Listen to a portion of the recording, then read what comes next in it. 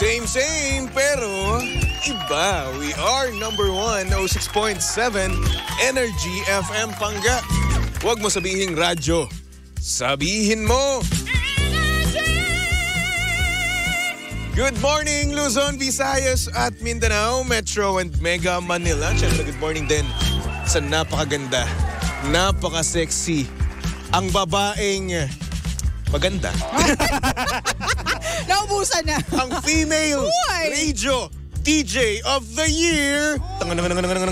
DJ Lindsay, good morning. Good morning sa pinakagwapong DJ sa umaga, pinakamabait at pinaka-grabing supportang partner sa umaga. At yun, tama na.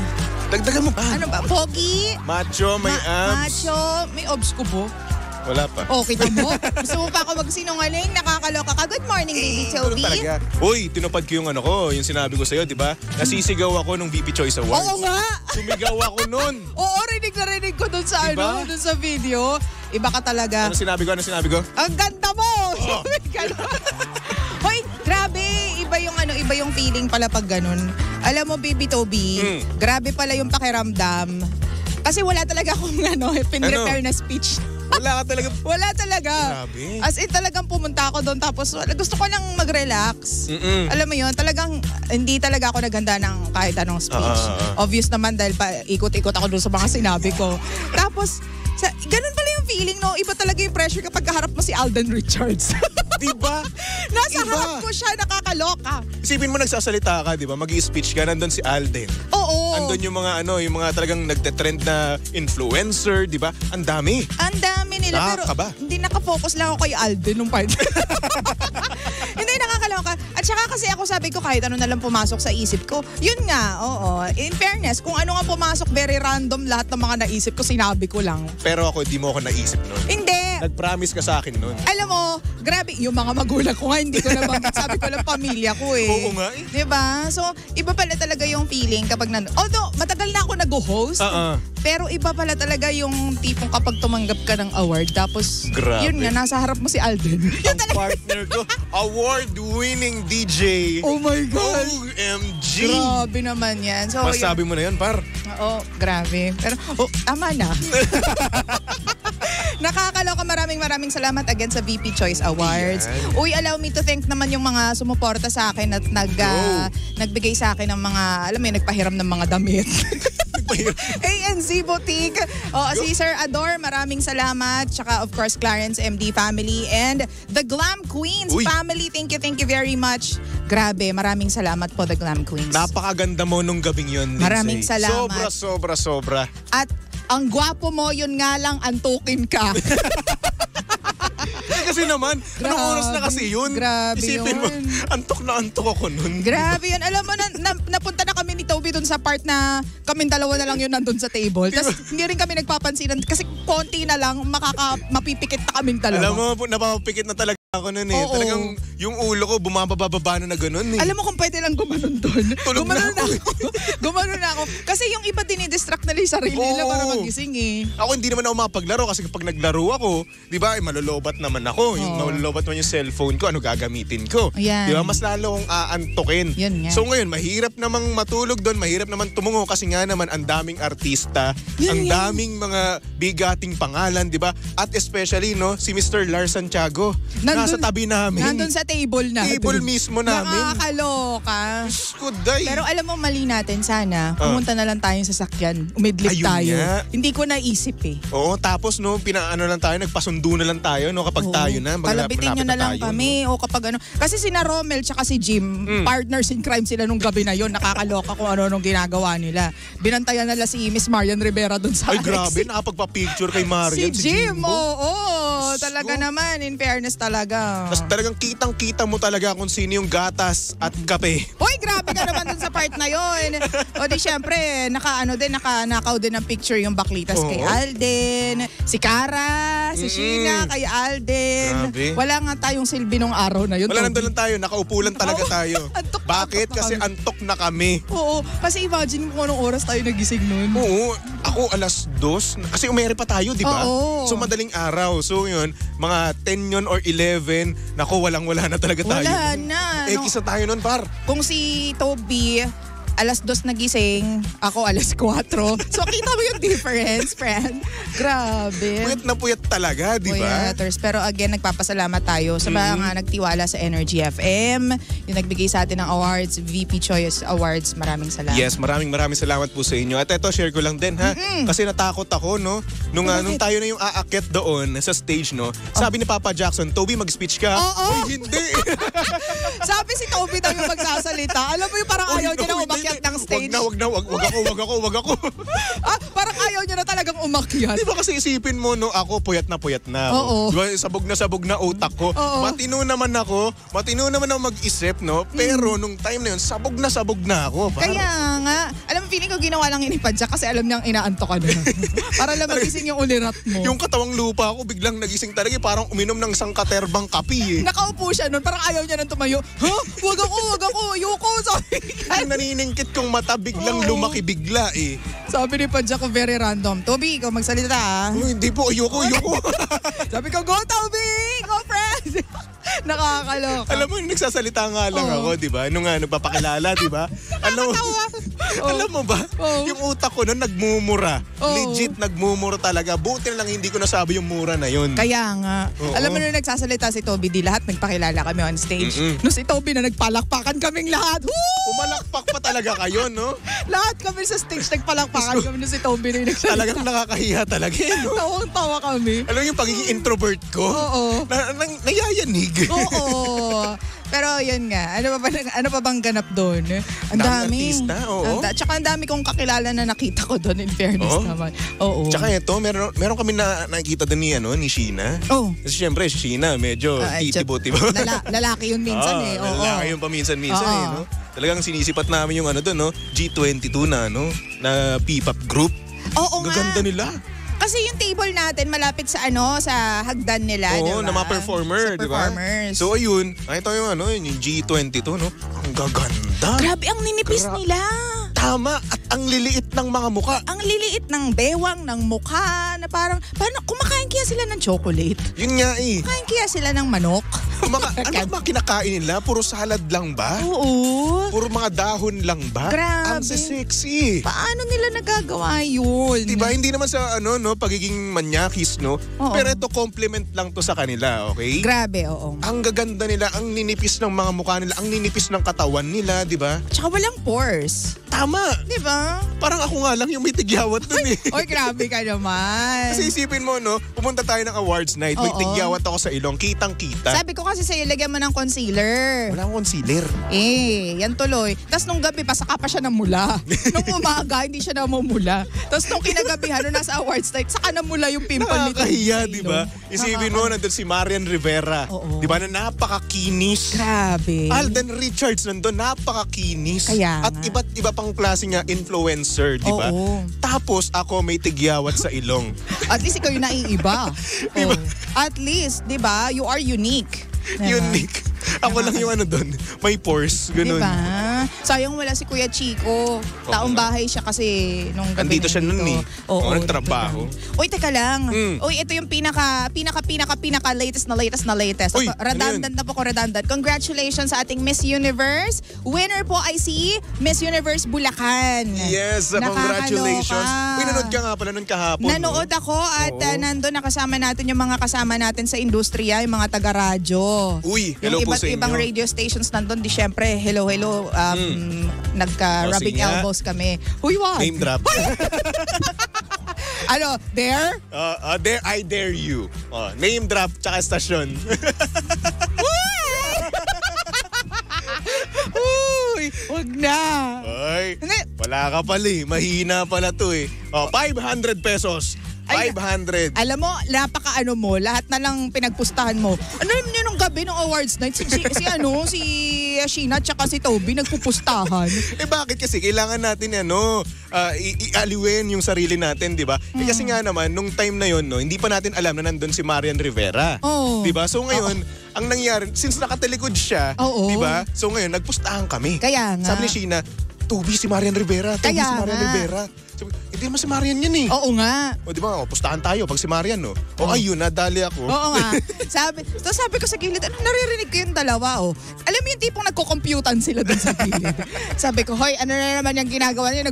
Hanggang dito ba naman nagpupustahan kayo? Ganun talaga, pera is life, no? Pero hindi naman pera yung yung binayad ko sa kanya, milk tea na. Milk tea. 500 pesos worth of milk tea. Wow. In fairness, so araw-araw ka magpapa-milk tea sa kanya. Hindi man araw-araw. Pag may andakils lang. Okay. Kapag wala, wala siyang milk tea. Ito, malamang sa alamang makakapag-milk tea na to. Si Miss Universe Philippines 2024, Miss Chelsea Ann Manalo, Bulacan!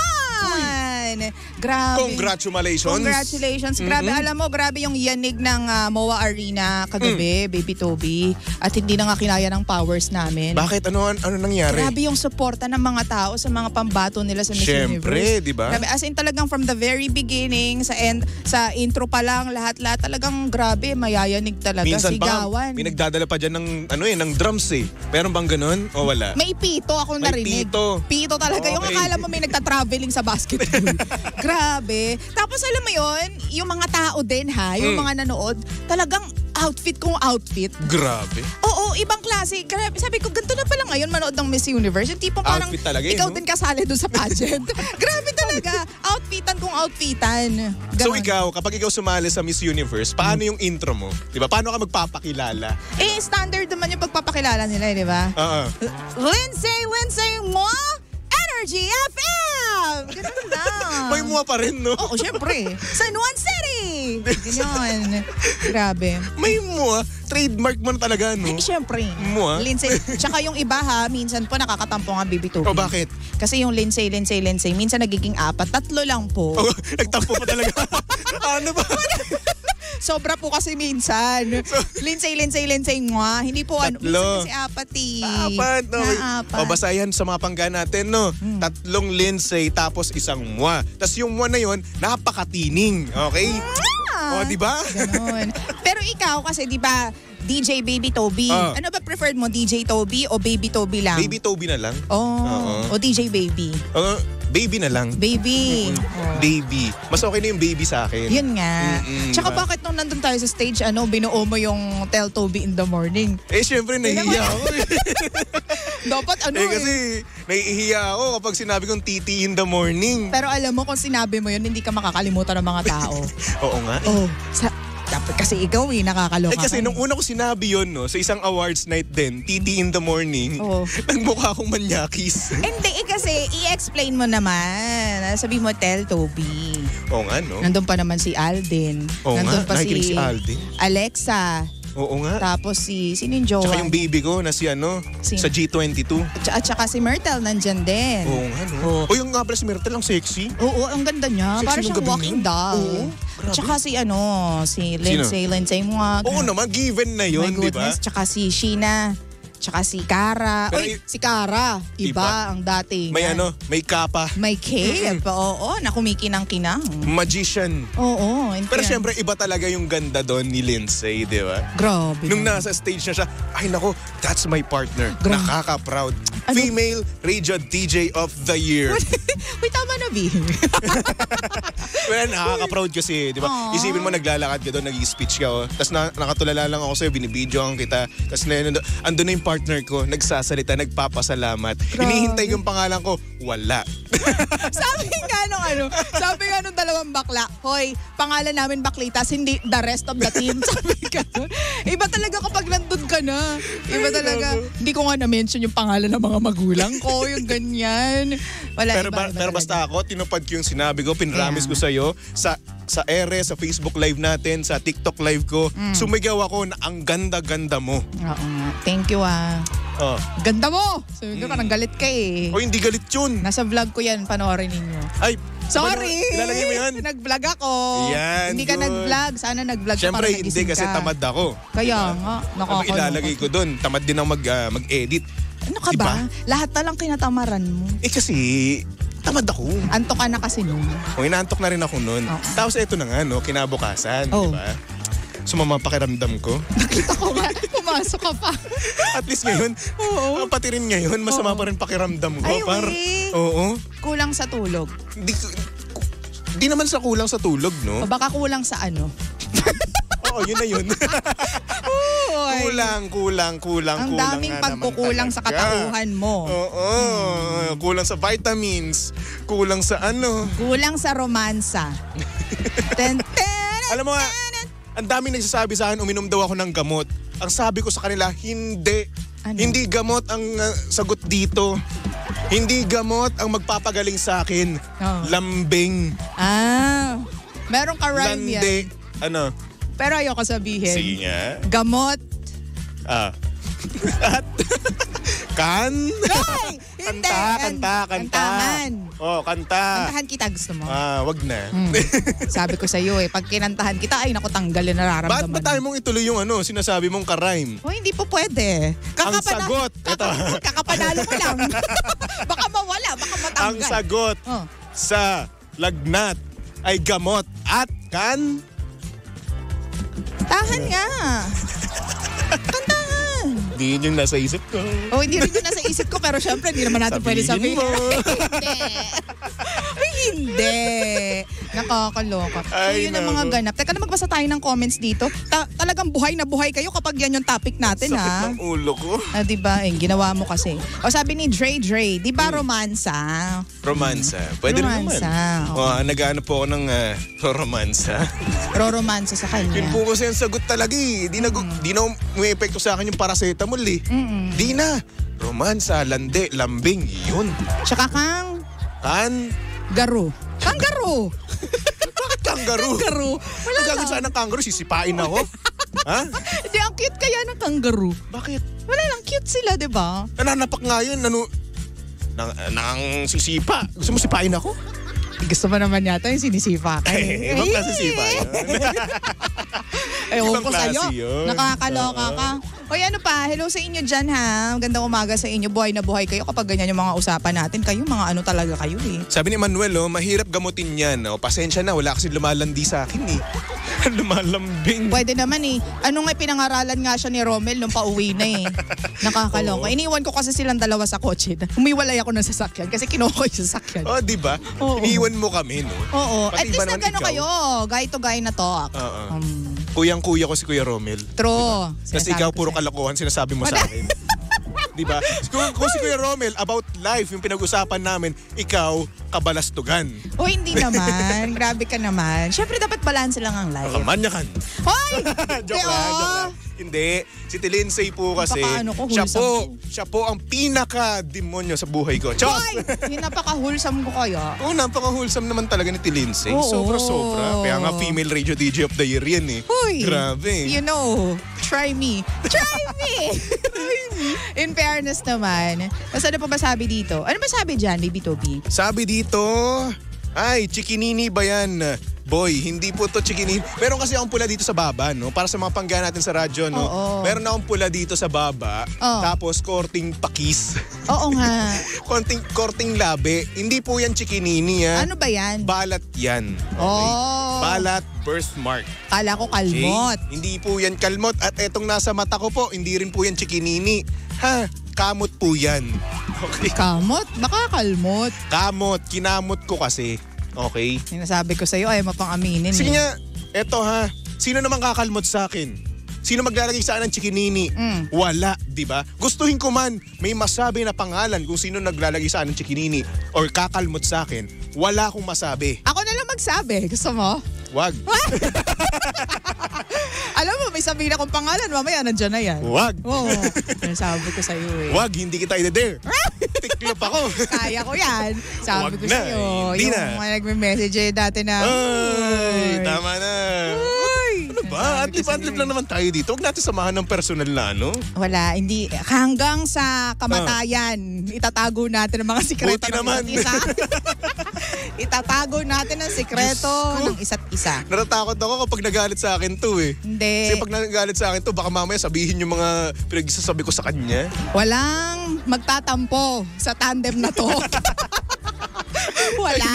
Hindi po pwede. Ay nako. Anyway. Hello po sa mga pangga natin dyan nanonood sa ating Facebook Live. No? Hello po sa inyo. At Hello. syempre, hello din kay Mariah. Hello. Kay Richard. Hello. Hello kay Joel. Kay Echo. Sabi ni Echo, ang pogi ni Toby sa outfit niya sa VP. Syempre, ang ganda rin ni DJ Lensay sa outfit niya. At parang napilitan ka lang isama yung pangalan ko doon sa Hindi. dulo. Ako talaga yung napilitan dun eh. Sa akin siya napilitan eh. Ikaw nga yung nauna. Sabi niya, Alam mo ba? pogi ni Toby. Init na init ako dun sa turtleneck na yun. Oo. Hindi kasi ako sanay dun eh. Ang daming tao din kasi. Oo, ang nung gabi daming na tao. yun. Oo. Tapos nakangati pa ako dito sa ano ko. Dahil nga doon sa turtleneck. Kasi nakaipit dito. Oo, kasi syempre hindi naman ako sanay na laging may nakabalot sa leeg ko eh, di ba? So ayun, kinakamot ko ng kinakamot. Na-try mo ng yung sinasakal? Pag ano? Teka. Ha? Hindi kasi parang ganun din yun. Di ba pag naka-turtleneck ka, parang ka sinasakal? Oo, parang ako sinasakal. Yun yung ibig ko sabihin. Sinasakal ako, oo. Pero ibang klaseng sakal yun. Yung gustong sakal. Ay. Pero ngayon hindi ko na nararanasan niya. Huh? Oo. Gusto mo ba? Pag mo akong tatanungin. Iba ang isasagot ko dyan. Baka mamaya, pag sinagot ko yan, mawalan ako ng trabaho. Oo, dalawa tayo. Anyway, mga pangya, susunod na ang napakaganda, napaka-sexy, ang female radio DJ of the year. DJ Lensay para sa programang Lihim ng Liam. And of course, nakasama mo at nakalandian ng hot baby boy ng radyo. Walang iba kundi si Baby Toby. At syempre si Baby Toby ay pwede yung stalk at i-follow sa lahat ng kanyang social media accounts. Hanapin nyo lang Baby Toby 1067. Okay? Okay. Nagbabago na boses ko. Naging husky na ako ngayon. Uy, Papa Jackson, ikaw ba yan? Oo nga eh. Siguro may sakit lang ako. Talaga ba? Oo. Ipahinga mo na yan. Seryoso kasi yun. Kala mo naman nagpapababy lang ako. Hindi. Mainit ka ba? Nasa loob ata eh. Iba yung Medyo. init ko eh. Oo, medyo yung parang nagsasabing, uy, Palabasin mo na init ko, ganun ba? uy, ibang init to. Ay nako, for our next song, here's a song from Orange and Lemons titled Heaven Knows. Only here at your number 1, 06.7 Energy FM Pangga. Huwag mo sabihing radyo, sabihin mo.